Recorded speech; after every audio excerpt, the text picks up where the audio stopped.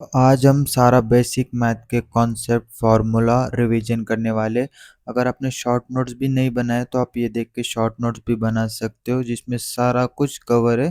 एक बार हम देख लेते हैं आज बेसिक मैथ में हम क्या क्या पढ़ने वाले। सबसे पहले पढ़ेंगे rules of power, trigonometry, phase diagram, AP series, JP series, coordinate geometry, equation of straight line, graphs, differentiation, double differentiation, maxima minima, logarithm, anti-log, integration, space average value, binomial theorem, important questions। Basically वो question जो हम ज़्यादा तो गलती कर लेते हैं और उनके एग्जांपल्स, और स्पेस एवरेज वैल्यू ज़्यादा तो लोगों को पता नहीं होगा उसके बारे में भी बात कर लेंगे। सबसे पहले हम स्टार्ट करेंगे वैल्यू ऑफ ई की वैल्यू होती 2.71। और जैसे मैंने आपको बताया था इम्पोर्टेंट क्वेश्चन भी करेंगे। पहला क्वेश्चन से हम स्टार्ट करेंगे। If n is the non zero number then n square is less than n is possible और नॉट। तो ये पॉसिबल है कि नहीं हमें बताना है। Yes it is possible. जब हम n की वैल्यू 0.1 लेंगे तो n स्क्वायर हो जाएगा 0.1 का होल स्क्वायर, वो उसका आंसर हो जाएगा 0.01। तो 0.01 0.1 से छोटा है तो n स्क्वायर की वैल्यू छोटी हो जाएगी n से। ये प्रूव हमने किया है। एक ही कंडीशन है, n जीरो नहीं होना चाहिए। उसके बाद हम देखेंगे rules of power exponent. First हो जाएगा if power of any non zero number is zero then it will be equal to 1। उसका एग्जांपल भी है, 2 की पावर जीरो होगी तो उसकी वैल्यू हो जाएगी 1। In a product if the base is same then power will add. अगर बेस सेम है तो पावर ऐड होगी। यहाँ पे x की बेस सेम है तो n प्लस m ऐड हो चुका है। Third if the base is same in division the power will B subtract. तो यहाँ पे सब्ट्रैक्ट होगा क्योंकि डिवीजन है, तो 3 माइनस 2 10 की power 1। Fourth negative property of power, x की पावर n हो जाएगा 1 अपॉन x की पावर माइनस n।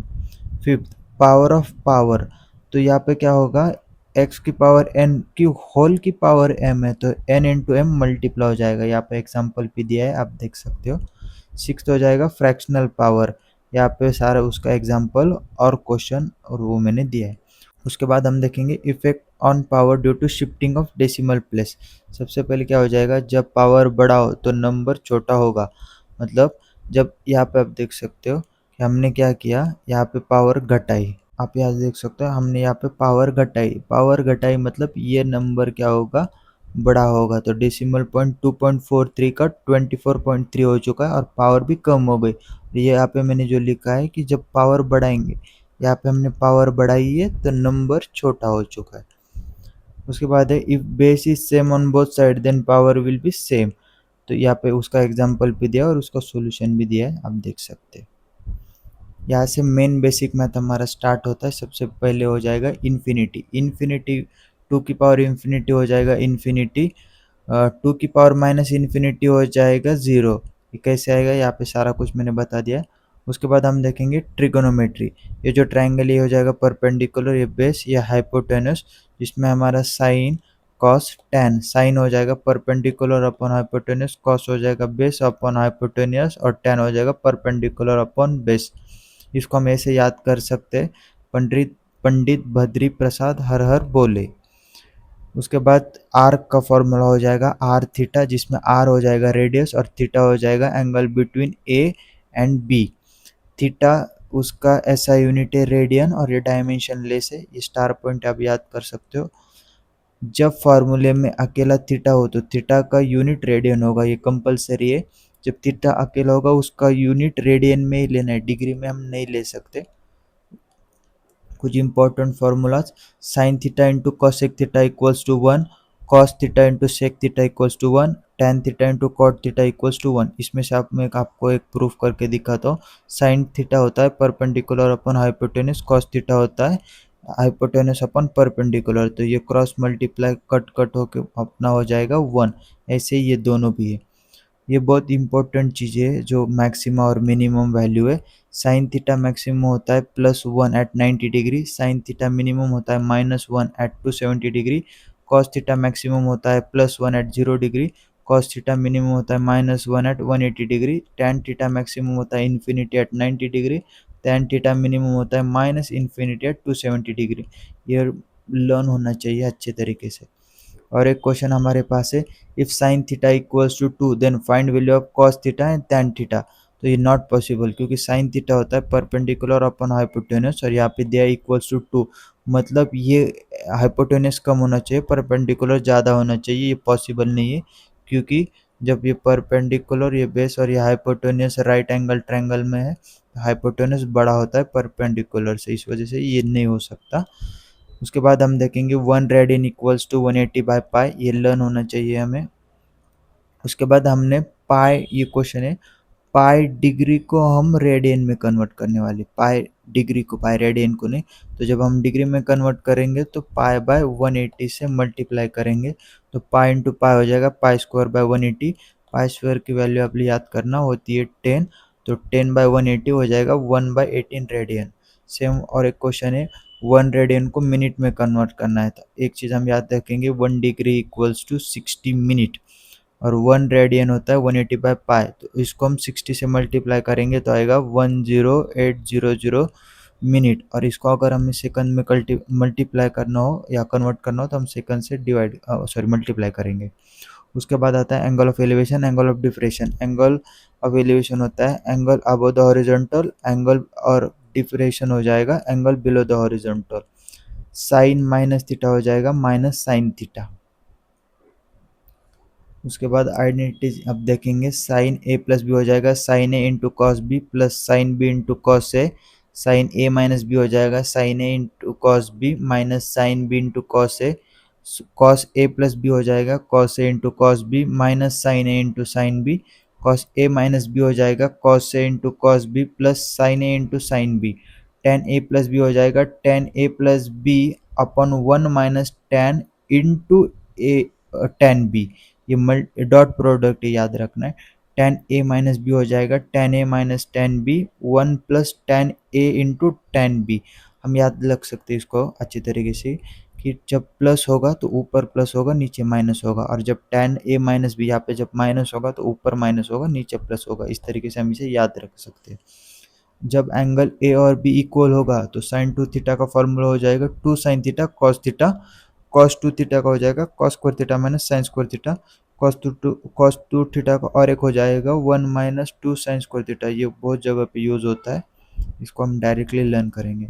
उसके बाद आएंगे हाफ एंगल पे, half angle sine alpha equals to 2 sine alpha by 2 into cos alpha by 2, cos alpha हो जाएगा cos square alpha by 2 minus sine square alpha by 2, ये भी learn करना है। Sine theta equals to under root 1 minus cos 2 theta by 2, ये यहाँ से आएगा, ये भी लर्न करना है, ये भी बहुत जगह पे यूज होता है।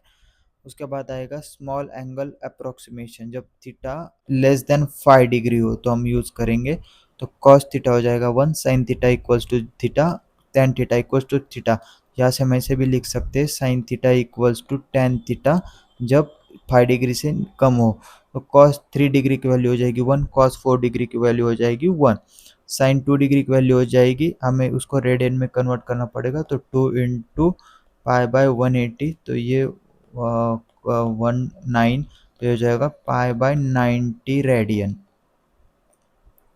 उसके बाद हम और एक चीज़ याद रखेंगे, हम जानते हैं साइन 90 होता है 1, साइन 88.5 डिग्री भी होता है 1 रेडियन, ये भी याद रखना है।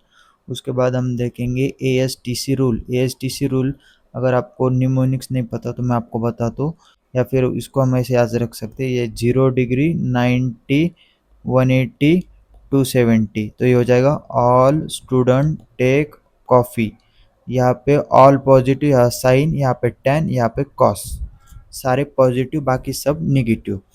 उसके बाद हम देखेंगे फेज डायग्राम, फेज डायग्राम होता है representation of trigonometric function with phase angle. उसके बाद फेज डिफरेंस, फेज डिफरेंस होता है angle difference between two same trigonometric function, same different नहीं सेम, वो बात याद रखना। उसके बाद ये अपना हो जाएगा sine omega T cos omega T, ये नीचे हो जाएगा माइनस कॉस ओमेगा टी, यहाँ पे हो जाएगा minus sine omega T. Trigonometric function में y मैक्सिमम और y मिनिमम कैसे निकालना मैं आपको बताता हूँ, ये y की वैल्यू है, तो y मैक्सिमम हो जाएगा plus under root A square plus B square, और मिनिमम हो जाएगा minus A square plus B square under root. AP series. AP series मतलब sequence of number where the difference between any two consecutive number is constant, और इस constant difference को हम बोलेंगे common difference. common difference कैसे निकालना है? nth term minus n minus 1 term, ये फॉर्मूला हम याद रखेंगे. और nth टर्म कैसे निकालना है? a plus n minus 1 into d, जहाँ a हो जाएगा first term. Sum of n term हम कैसे निकालेंगे? n by two into one first term plus last term, और इसका और एक फॉर्मूला है n by two into two a plus n minus one into d. ये मोस्टली यूज होता है, और ये जब ट्रिकी क्वेश्चन आए तो फास्ट करने के लिए ये फॉर्मूला हम यूज कर सकते हैं, सम ऑफ एन टर्म. उस पर ही एक क्वेश्चन यहाँ पे दिया है, अब उसका आंसर यहाँ पे देख सकते हो. और सेम क्वेश्चन फास्ट करने के लिए सम ऑफ एन टर्म का first term plus last term into n by two से यूज किया है मैंने यहाँ पे, आप यहाँ से देख सकते हो. उसके बाद हम देखेंगे जीपी सीरीज. जीपी सीरीज होता है sequence of number in which the next term can be found by multiplying previous number with a fix number, that fix number is called common ratio. तो कॉमन रेशियो हो जाएगा N term divided by N minus one term, और value of N term हो जाएगा A into common ratio into N की power N minus one, A into common ratio power N minus one.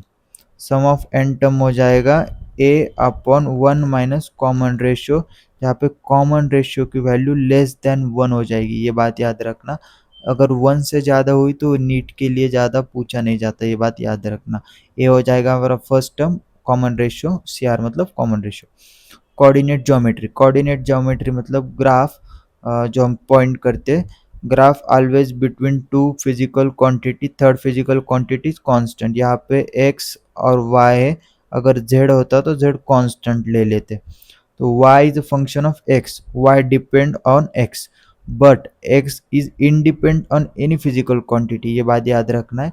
y axis मतलब जहाँ value of x will be zero, यहाँ पे x की कोई भी वैल्यू जीरो होती है, और x एक्सिस मतलब यहाँ पे कोई भी y की वैल्यू जीरो होती है. Change in y with respect to change in x is called as slope. Slope मतलब tan थीटा, और इसको हम ऐसे भी बोल सकते हैं angle between straight line and positive x axis in anti clockwise direction. बहुत लोगों को कंफ्यूजन होगा एंटी क्लॉकवाइज और क्लॉकवाइज. क्लॉकवाइज मतलब जिस तरह से हमारी क्लॉक फॉलो करती है, और एंटी क्लॉकवाइज मतलब उसका उल्टा, याद रखना है. उसके बाद ये क्वेश्चन है, आप देख सकते हो ये सारे 1 2 3 सारे थीटा का स्लोप सेम होगा. ये भी जो क्वेश्चन है इसमें भी ये सारी पैरेलल लाइन है ए बी सी, इनका भी स्लोप सेम होगा क्योंकि पैरेलल लाइन है.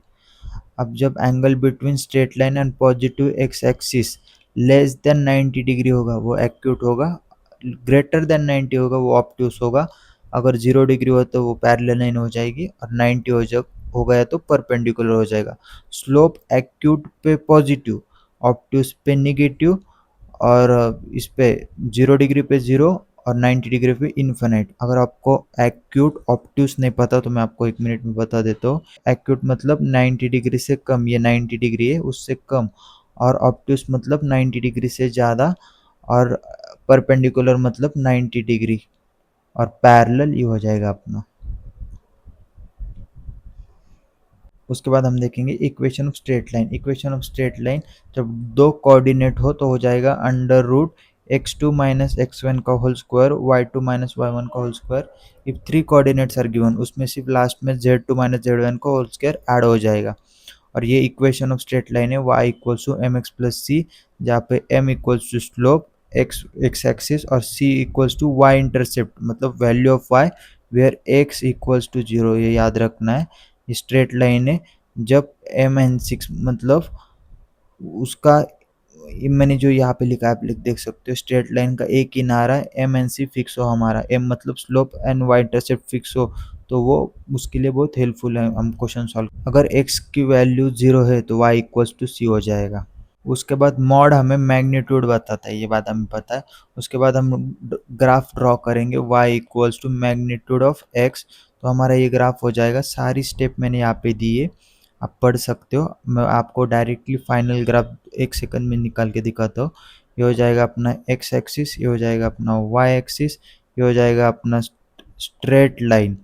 पर यहाँ पे नहीं आ सकता क्योंकि y माइनस नहीं हो सकता, इस वजह से ये अपना ग्राफ हो जाएगा, ये x ये y। यहाँ नीचे नहीं जा सकता क्योंकि y माइनस नहीं हो सकता, क्योंकि मैग्नीट्यूड ऑफ मॉड लिया है, मॉड x का मॉड लिया है, तो y की वैल्यू निगेटिव में नहीं जा सकती। रेक्टेंगुलर हाइपरबोला, रेक्टेंगुलर हाइपरबोला मतलब y is directly proportional to 1/x और y is inversely proportional to x। तो उसके ग्राफ दिए है, y जब 1/x² होगा, अंडर रूट x होगा और x क्यूब होगा, इसके ग्राफ यहाँ पे दिए, आप देख सकते हैं सारे लाइक रेक्टेंगुलर हाइपरबोला है। और यहाँ पे भी कुछ क्वेश्चंस और ग्राफ दिए, यहाँ पे आप देख सकते हो, जब y1 y2 y3 y4 सबके नीचे y is directly proportional to 1/x है, पर यहाँ पे 1 2 3 दिया है, और जितनी इसकी वैल्यू ज़्यादा उतना ग्राफ वो ऊपर उठता जाएगा। आप यहाँ पे देख सकते हो, यहाँ पे 4 3 2 1, यहाँ पे मैंने सारा एक्सप्लेन कर लिया, आप वो भी देख सकते हो। उसके बाद देखेंगे पैराबोला, पैराबोला मतलब y is directly proportional to x²। इसका ग्राफ ऐसा आएगा, दो प्रकार के ग्राफ होते हैं, अपवर्ड फेसिंग ओपनिंग पैराबोला और ये डाउनवर्ड फेसिंग पैराबोला। उसमें y is always positive for any value of x, ये बात याद रखनी है। और एक क्वेश्चन हो जाएगा, two straight line perpendicular to each other then product of their slope is -1, ये प्रूव करना है। यस ये ट्रू है, पर इसको हम कैसे करेंगे, यहाँ पे सारा मैंने लिख दिया है, आप देख सकते हो। मैं आपको इजी मेथड जल्दी फास्ट में बताता हूँ। मान लो ये एक्स एक्सिस है, ये वाई एक्सिस है, ये कोई एक स्ट्रेट लाइन है, ये दूसरी स्ट्रेट लाइन है, इनके बीच में एंगल 90 डिग्री है क्योंकि परपेंडिकुलर है। तो ये जो 90 डिग्री है उनके बीच में, ये एंगल हो जाएगा थीटा, ये एंगल हो जाएगा अल्फा। तो इसका हमें स्लोप लेना है और इसका हमें स्लोप लेना है, तो वो कट कर -1 आता है। यहाँ पे सारा यहाँ पे एक्सप्लेन किया, आप देख सकते हैं। उसके बाद फाइनली ये ग्राफ हम कंक्लूड करेंगे। तो ग्राफ में जब ये y एक्सिस है, ये x एक्सिस है, जब y इक्वल्स टू x होगा स्ट्रेट लाइन, और y इक्वल्स टू x² हो जाएगा पैराबोला, और ये हो जाएगा y इक्वल्स टू √x का ग्राफ। और ये तीनों यहाँ पे मिलेंगे, यहाँ पे वैल्यू होगी 1, यहाँ पे भी वैल्यू होगी 1, ये बात याद रखना। और जितनी ज़्यादा x की वैल्यू बढ़ेगी ग्राफ उतना ऊपर ऊपर जाता रहेगा, ये बात भी हम याद रखेंगे। उसके बाद केपलर लॉ का ग्राफ भी यहाँ पे दिया है। केपलर लॉ होता है t directly proportional to r³, और जब t और r का ग्राफ हम लेंगे, t और r का, तो ये लाइक अपवर्ड पैराबोला हो जाएगा। यहाँ पे सब कुछ दिया, आप यहाँ से भी देख सकते हो। उसके बाद हम देखेंगे क्वाड्रेटिक इक्वेशन हो जाएगी अपनी ax² + bx + c = 0, जहाँ पे a b c are constant. अब दो रूट निकालने के लिए यहाँ पे फॉर्मूला दिया है। उसके बाद हम देखेंगे सम ऑफ रूट्स x1 और x2, जब हम ऐड करेंगे तो होगा -b/a, और प्रोडक्ट ऑफ रूट्स होगा c/a। अगर x1 = x2 हो गया तो हम क्या करेंगे, -b/2a, आप इसको ऐड करना है, यहाँ पे मैंने नहीं लिखा है। सर्कल, और एक पॉइंट है जो हम गलती कर सकते हैं, रूट के अंदर नेगेटिव वैल्यू नहीं होती, मान लो -4, ये ऐसा पॉसिबल नहीं है, ये इंपॉर्टेंट पॉइंट है, जनरली हम गलती कर देते। सर्कल का एरिया हो जाएगा πr², सरकमफरेंस हो जाएगा 2πr, डिस्टेंस फार्मूला हो जाएगा r = x - x0² + y - y0 का स्क्वायर अंडर रूट, और अगर सेंटर पे वो हो जाएगा r = √x² + y²। Equation of circle हो जाएगी r² = x² + y²। और इलिप्स में क्या होता है, सिर्फ r² के जगह पे a² और b² होता है। अगर a = b होगा है तो वो हो जाएगा सर्कल, ये चीज़ हम याद रखेंगे। इलिप्स का एरिया होता है π/a/b, सरकमफरेंस होता है π/a + b। आप थोड़ा सा इलिप्स या इक्लिप्स आप देख सकते हो, थोड़ा मेरे बोलने में गलत हो सकता है वो। उसके बाद हम ग्राफ देखेंगे y = e⁻x का, ये होगा एक्सपोनेंशियल ग्राफ, y = e⁻−x का, और उसके बाद y = √−x का, ये ग्राफ आप यहाँ पे देख सकते हो। उसके बाद हम देखेंगे स्लोप ऑफ कर्व में हम देखेंगे, सबसे पहले हमें करना है draw tangent at the point, the slope of tangent is the slope of curve, ये बात याद रखनी, slope of tangent is the slope of curve. उसके बाद स्लोप हो जाएगा डी बाय डी एक्स हम जानते हैं, पहले हमने देख लिया। अब जब स्लोप, अब देखना है जब स्लोप बढ़ रहा होगा तो लाफिंग मतलब लाफिंग रामलाल, और ये डिक्रीज हो रहा होगा तो ऐसे रोता हुआ रामलाल। उसमें मैग्नीट्यूड अगर हमें निकालना हो तो क्या करना है, टेंजेंट और रेखा, रेखा मतलब लाइन, टेंजेंट और लाइन जितनी वर्टिकल होगी उसका मैग्नीट्यूड ऑफ स्लोप ज़्यादा होगा। मान लो ये एक है और ये एक है, इसमें ये स्ट्रेट लाइन और ये स्ट्रेट लाइन है, ये ज़्यादा वर्टिकल है तो इसका मैग्नीट्यूड ज़्यादा होगा, ये बात याद रखना। उसके बाद हम देखेंगे डिफरेंशिएशन, ये बहुत इंपॉर्टेंट पॉइंट है, पूरे फिजिक्स में यूज होता है। हम जनरली गलती क्या करते हैं, डी बाई डी एक्स को डिफरेंशिएशन मानते नहीं, ये डिफरेंशियल ऑपरेशन है। D by d x differential operation है। इंस्टेंटेनियस स्पीड निकालनी हो तो डी बाई डी एक्स करेंगे। उसके बाद rule of differentiation, first rule, first हो जाएगा differentiation of constant value is zero. यहाँ पे एग्जांपल भी है, d pi by d t equals to zero. और एक मैं आपको बताता हूँ, d sine 30 degree by d t equals to zero, क्योंकि साइन 30 हो जाता है 1/2, कॉन्स्टेंट के हमने अभी देखा कि जीरो होता है, ये याद रखना है, ऐसे क्वेश्चन भी पूछे जा सकते हैं। सेकंड है डिफरेंशिएशन ऑफ अलजेब्रिक फंक्शन। अब x की पावर n, x की पावर n का हो जाएगा n इंटू एक्स की power n minus one. Third है हो जाएगा अपना differentiation of trigonometric function, exponential and log. ये चीज़ें सारी हमें लर्न करनी है, ये बहुत बार यूज होगी। D sine theta by D theta हो जाएगा cos theta, D cos theta by D theta हो जाएगा minus sine theta, tan theta का हो जाएगा sec square theta, sec theta का हो जाएगा sec theta into tan theta, e की पावर एक्स का हो जाएगा इन की power x, l n x का हो जाएगा 1/x। और उसके बाद फोर्थ पॉइंट है, if any constant value is multiplied with variable then constant come out of differentiation. यहाँ पे मैंने एग्जांपल भी दिया है, 4 की पावर x क्यूब, तो क्या होगा जब 4 बाहर आएगा एक्स क्यूब का हो जाएगा 3x² तो ये हो जाएगा 12x², इसका आंसर। फिफ्थ हो जाएगा एडिशन रूल, ये जनरली ऐड करना है डिफरेंशिएशन में, हम देख सकते हैं। सब्ट्रैक्शन में भी वही है, डायरेक्टली सब्ट्रैक्ट करना है।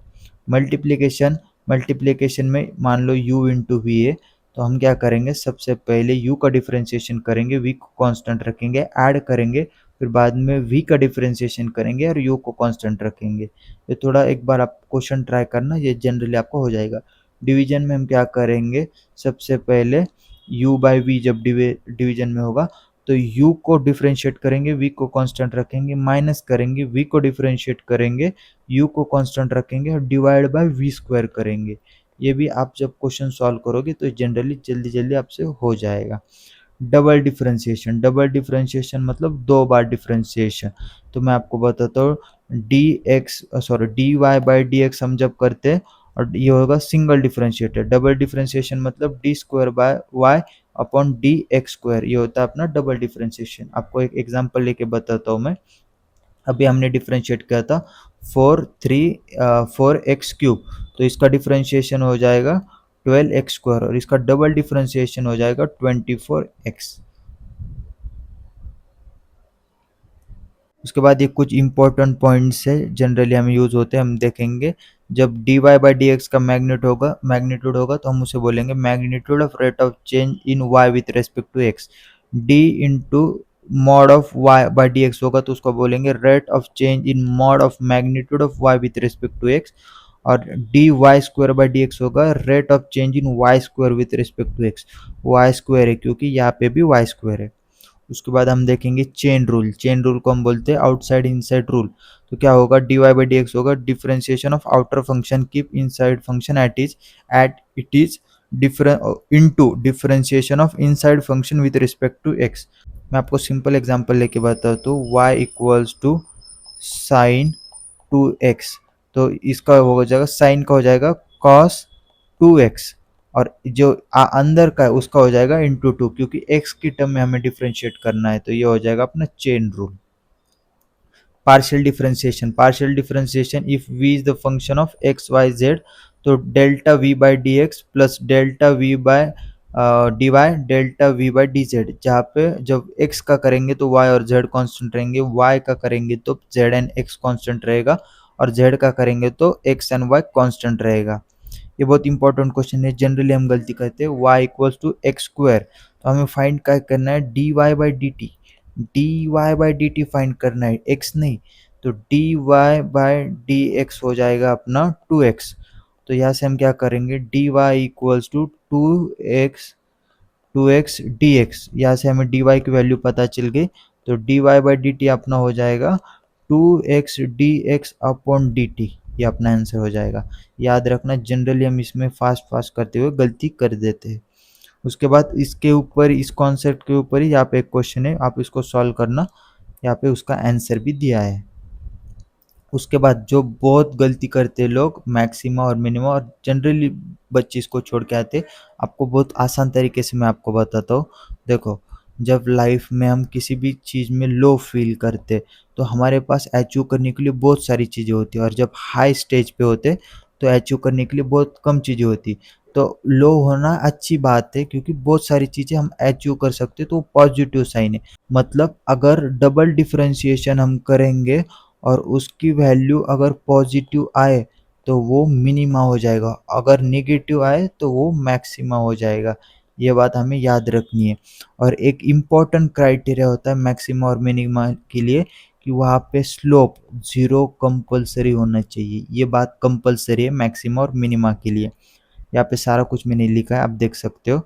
अब यहाँ पे आप देख सकते हो कि सारा जो स्लोप के बारे में और डबल डिफरेंशिएशन के बारे में लिखा है।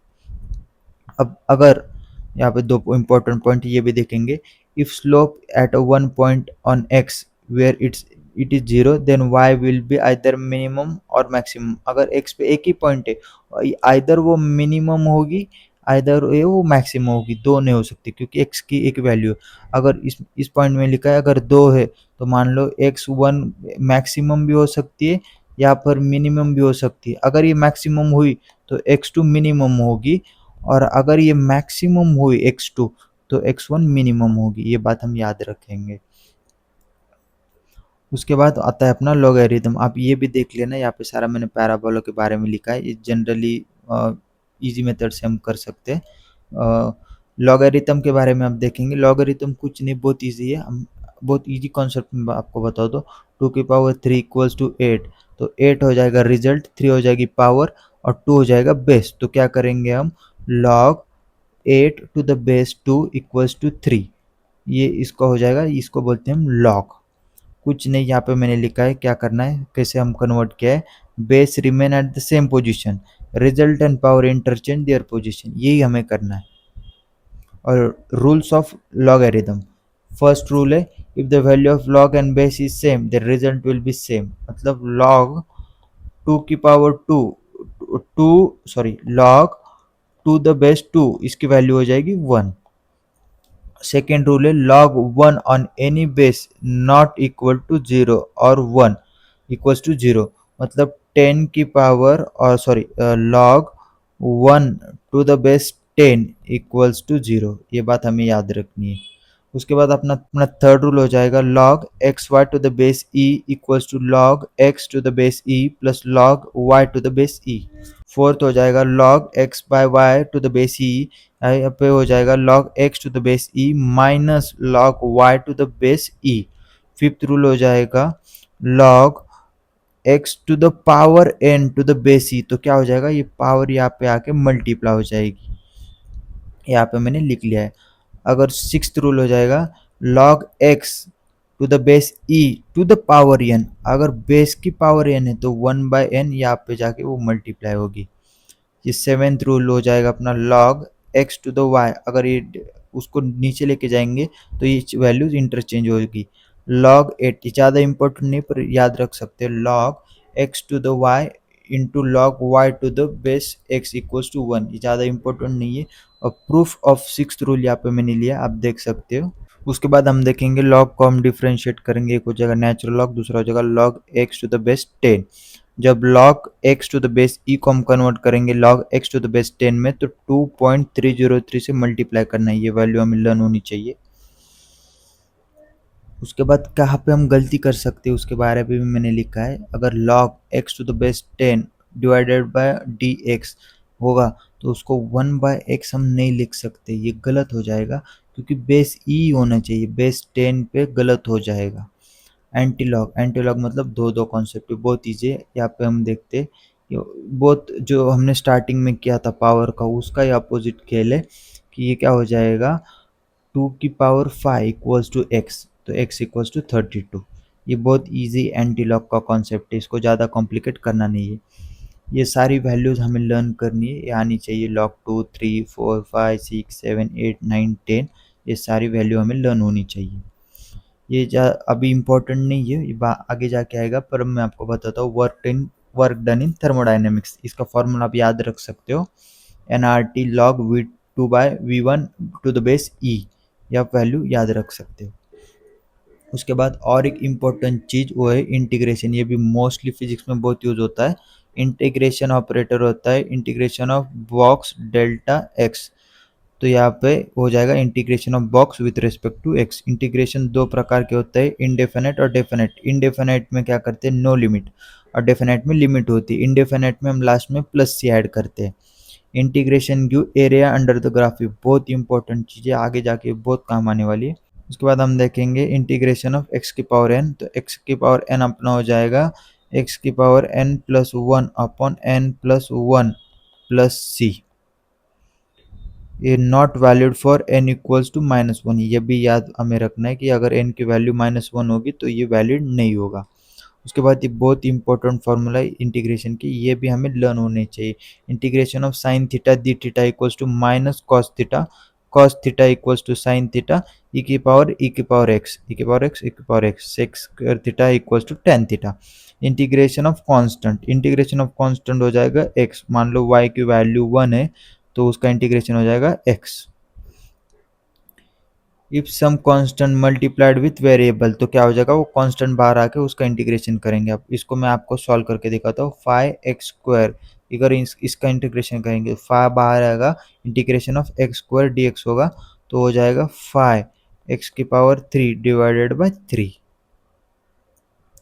Addition and subtraction rule of integration and differentiation are same, ये बात भी हम याद रख सकते हैं। यहाँ पे एक क्वेश्चन है वो भी आप देख सकते हैं, यहाँ पे क्या राइट है और क्या रॉन्ग है ये भी मैंने लिख लिया है। उसके बाद हम देखेंगे स्लोप साइन थीटा का कॉस थीटा का। हम याद रखेंगे जब साइन थीटा बेस मतलब सेंटर से स्टार्ट होता है और कॉस थीटा ऊपर वाई एक्सिस से स्टार्ट होता है, ये चीज़ें हम याद रखेंगे। Cos theta equals to cos minus theta equals to plus cos theta, हमने पहले भी देखा था। Sine minus theta equals to minus sine theta, ये बात याद रखना, ये बहुत इंपॉर्टेंट। उसके बाद हम देखेंगे चेन रूल ऑफ इंटीग्रेशन, इसको बोलते हैं आउटसाइड इनसाइड रूल। तो integration of y by dx हो जाएगा integration of outer function keep inside it is divided by coefficient of x। तो यहाँ पे जो क्वेश्चन है इसको मैं सॉल्व करके दिखाता हूँ।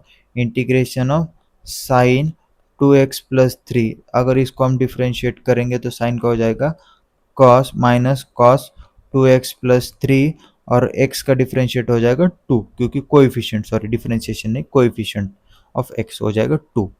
सेम यहाँ पे क्वेश्चन भी किए हैं मैंने, आप उसको भी देख सकते हैं। ये चीज़ें बहुत सारे स्टूडेंट नहीं जानते, पर ये PYQ है, इस पर आप देखना average value of continuous system. तो इसको हम कैसे करेंगे, जब एवरेज वैल्यू निकालेंगे तो हो जाएगा इंटीग्रेशन ऑफ, मान लो कोई भी बॉक्स मतलब कोई वैल्यू लिया है, integration of box dx upon integration of dt। वापस एक बार बताता हूँ मैं आपको, जब ये बॉक्स है ये कोई भी वैल्यू हो सकती है यहाँ पे, तो हो जाएगा integration of box dt upon integration of dt। यहाँ पे मान लो जो बॉक्स है वहाँ पे हमने v रख दिया, v मतलब वेलोसिटी, तो वेलोसिटी का एवरेज वैल्यू क्या आएगी अपनी, integration of v dt upon integration of dt, ये चीज़ याद रखनी है। उसके बाद स्पेस एवरेज वैल्यू, ये भी सेम हो जाएगा integration of E D R by D R, यहाँ पे हमने ई का लिया है इस वजह से। बायनोमियल थ्योरम, ये भी बहुत इंपॉर्टेंट चीज़ है, याद रखना है x² जनरली इक्वल्स टू 0 होता है, और इसमें हम एक चीज़ याद रखेंगे x² is very very very small then 1, ये भी चीज़ याद रखनी है। तो फिर 1 प्लस x² हो जाएगा 1 प्लस 2x, 1 माइनस x² हो जाएगा 1 माइनस 2x। यहाँ पे दोनों क्वेश्चन मैंने एक्सप्लेन किए हैं। अगर आपको ये वीडियो ऐसे ही पसंद आए बेसिक मैथ को, आप चैनल को लाइक कर सकते हो, शेयर कर सकते हो, सब्सक्राइब कर सकते हो, और जल्दी मैं वेक्टर का वीडियो डालने वाला हूँ, तो आप चैनल पे सब्सक्राइब करके मुझे भी मोटिवेट कर सकते हैं। Thank you.